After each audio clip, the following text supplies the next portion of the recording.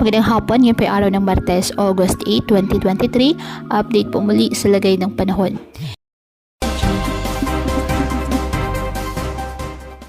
Isang bagong bagyo ang binabantayan sa labas ng ating Philippine Area of Responsibility.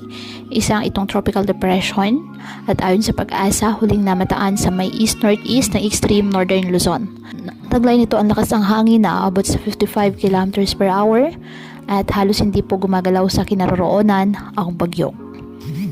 Posible pang lumakas ang nasabing bagyo sa mga susunod na araw pero mababa ang chance ang pumasok ito ng ating PAR. Sa halip ay tutumbukin ito agad ang bansang Japan.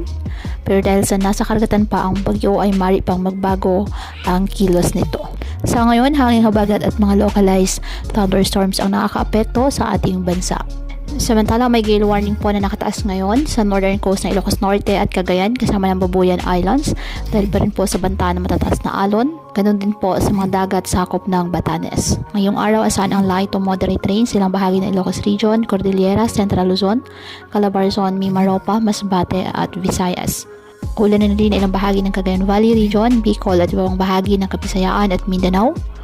Posible pang heavy rain sa ilang bahagi ng Davao Region kaya maging handa pa rin sa mga banta ng pagbaha at landslide. Kaya patuloy po na pinag-iingat ang ating mga kababayan sa mga posibleng pagbaha at pagguho ng lupa lalo na kapag may malalakas na ulan at ugaliin po na magdala palagi ng payong o kahit anumang panangga sa ulan kapag lalabas ng ating mga tahanan. At yan po muna ang update sa lagay ng panahon ngayong araw. Muli patuloy po tayo na mag-ingat at palaging tandaan, God loves you. Stay safe and God bless po.